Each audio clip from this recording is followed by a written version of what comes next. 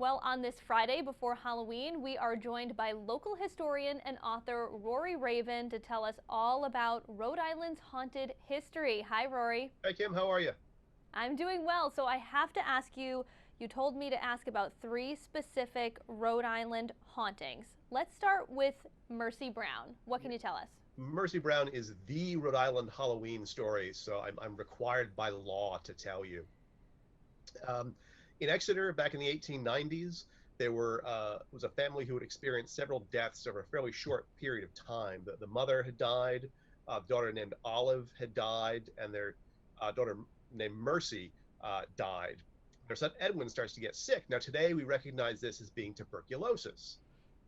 It's an infectious disease, gets into your lungs, your lungs fill up with fluid, you cough up blood. It's a really awful way to die. But in Exeter, which was kind of out in the sticks back in the 1890s, folks there at the time believed that this was actually not tuberculosis, but in fact a vampire. And back then, they didn't think of a vampire as being an undead creature who climbed up out of the grave and bit you on the neck, but they thought of a vampire as being this kind of contagion that sucked the life out of people. And they needed to find out where this was coming from. So one day, bowing to public pressure, the Brown family patriarch goes out to the family graveyard and starts to dig up the bodies of the deceased family members, looking for signs of a vampire. They dig up the body of the mother. She had been dead quite some time, not looking very threatening. They dig up the body of Olive, the first daughter to die. According to the accounts I've read, she's just a skeleton with some hair, not who they're looking for. You get to Mercy Lena Brown. Mercy Brown was 19 years old when she had died just 2 months before. The story goes that her hair has gotten longer, her nails have gotten longer, her cheeks are rosy. One version says she is rolled over in the coffin. This is the problem corpse. They then do this thing that we only do in Rhode Island. They cut open her chest and they remove her heart. They put her heart on a nearby rock and they set fire to it. They bring Edwin, the sick brother, over to inhale the fumes of his sister's burning heart. This is supposed to protect him from further vampiric attacks. Once the heart is completely consumed, they mix the ashes of the heart with water or medicine. I've heard different versions. They give this to Edwin to drink. Again, another sort of supposed cure for vampirism. Doesn't work. Edwin dies a couple of months later. But that is the last death in the Brown family due to tuberculosis or vampires. So this weird kind of folk medicine cure for tuberculosis does seem to work because Edwin is the last death in the family. And that is sort of the Rhode Island Halloween story. That's the one everyone always knows and gets told every Halloween. Uh, and rightfully so, obviously, because it's easily the most gruesome story that we've got in Rhode Island, I think. And Mercy Brown's grave is still in Rhode Island, right? Yep, she's out there in Exeter in a nice, quiet cemetery. Tell us about Ramtail Mill. Where is it? Ramtail Mill is out in Foster. It's on the Ponegasset. And back in the days of the Industrial Revolution, which of course starts in Rhode Island, there are dozens and dozens of mills throughout Rhode Island. And Ramtail Mill is a cotton mill out in Foster. And it's owned by some brothers named the Potters. And the Potters have this kind of disagreeable night watchman, this guy named Peleg Walker. Potters and Peleg Walker don't get along. Peleg Walker locks up the mill at the end of the shift and spends the night, guarding the equipment. And people can see Peleg Walker making his rounds. They see his lantern bobbing from window to window. But he doesn't get along with the Potters, and there's some big blowout, and no one's really quite sure what the bone of contention was. But at some point in this argument, Peleg Walker makes this really weird threat. He says to the Potters that someday you'll have to take the key to this mill from a dead man's hand, which is a weird threat. Short while later, Peleg Walker hangs himself in the mill. So workers come to work in the morning and they have to break down the door because it's locked, and they find Peleg Walker's body hanging from the rafters. And sure enough, he's got the mill's key in his hand. They have to take the key to the mill from a dead man's hand.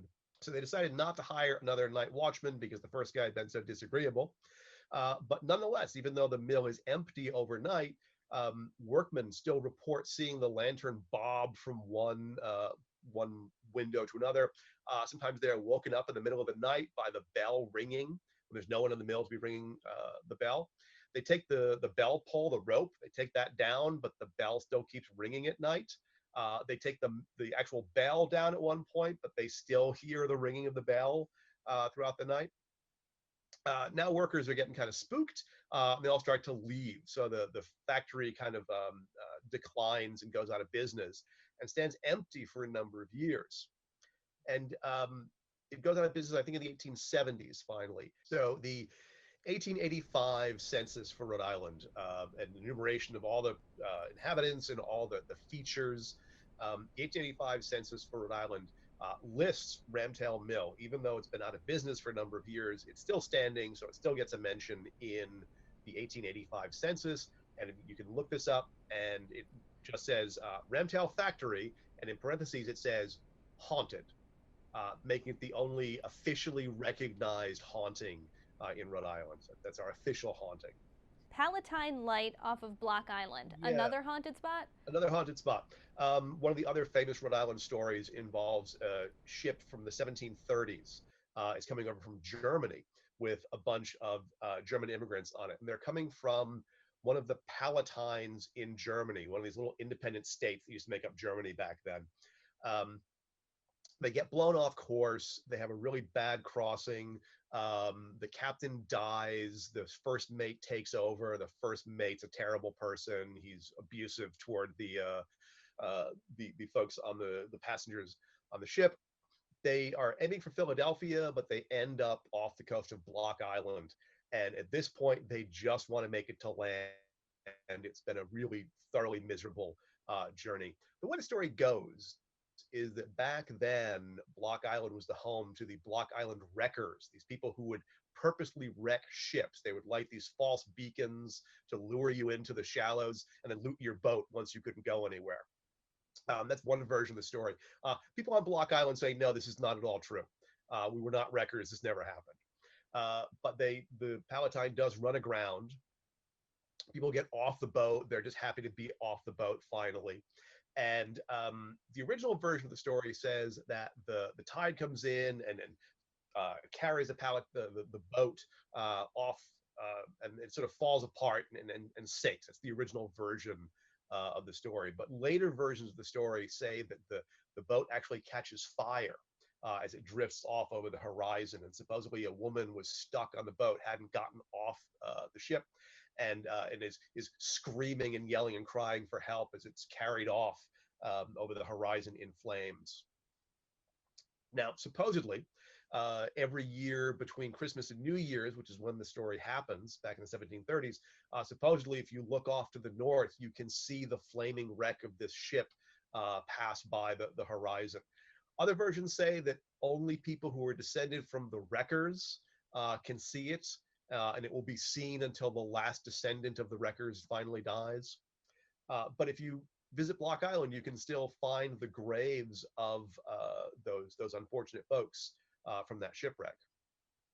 And the apparently called the Princess Augusta, but over time the name changes. I think it's because it's carrying people that you might call Palatines. People end up calling it the Palatine boat, and people think that the name of the ship is the Palatine, but it seems to have been the Princess Augusta. Okay, so Rory, you're a historian. You deal in written records of what has happened in the past. I try. Do you believe that these ghost stories, these hauntings, are real, or do you think that there is a legitimate explanation for whatever's occurring? I believe they are real stories that people tell. I tend to be skeptical about these things myself, but I mean they're real stories, and Halloween is the time for real creepy, weird stories, whether they're true or not. And do you think Rhode Island and New England in particular has a richer history of these sort of haunted, spooky stories than any place else in the country? I've said for years that Rhode Island is the place that people end up when their beliefs make them unwelcome anyplace else. So it kind of makes sense that these weird beliefs would hang on in Rhode Island after they've died out elsewhere. Rory, thank you so much for joining us today, and thanks for Anytime. telling us about Rhode Island's haunted history. Happy Halloween.